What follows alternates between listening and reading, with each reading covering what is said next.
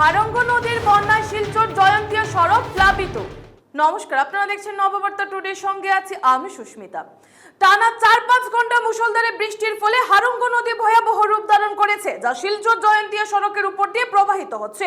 আসামমালা সড়ক সহ বরখলা ও কাটিগড়া এলাকার বিভিন্ন স্থান বন্যা জলে প্লাবিত হয়েছে। গড়াগ্রাম ও সেউতি সহ আশপাশের গ্রামগুলো বন্যার জলে ডুবে গেছে। বিহারা আউটপোস্টের সন্নিকট রেলগেট দিয়ে জল ঢুকছে, কিন্তু পুলিশ নীরব ভূমিকা পালন করছে। স্কুল কলেজে ছাত্রছাত্রী সহ পথচারীরা প্রাণের ঝুঁকি নিয়ে যাতায়াত করছেন। গত রাত্রা থেকে সকাল অবধি এখন পর্যন্ত মুষলধার বৃষ্টির ফলে আমাদের সেউতি এলাকা, গড়াভিতর এলাকা, গড়াগ্রাম এলাকা যেভাবে প্লাবিত হয়েছে হারাং নদীর জলে, এতে জনজীবন একেবারে বিপর্যস্ত হয়ে পড়েছে।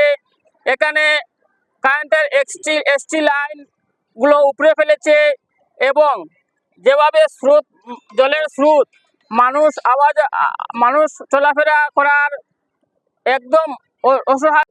পাহাড়ি জলের তাণ্ডবে নৈঞ্চরি হারাং নদীর বিশাল জলস্রোত সেউতি এলাকার গড়ভিতর এবং বিহারা পুলিশ আউটপোস্টের সম্মুখবর্তী জাতীয় অসমবালা রাস্তার উপর দিয়ে জল যেভাবে গড়িয়ে যাচ্ছে, এতে অত্র এলাকার হতদরিদ্র মানুষ বিপন্ন হয়ে পড়েছেন।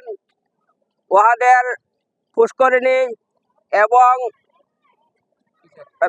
ফিশারির বিভিন্ন ধরনের মাছ সব কিছু জলে ভাসিয়ে নিয়ে গেছে। তাছাড়া গবাদি পশুরও অনেক ক্ষয়ক্ষতি হয়েছে। স্কুলের ছাত্রছাত্রীদের পরীক্ষার বিঘ্ন ঘটেছে। Hifzur Rahman Barbhuiya report, Nababarta today.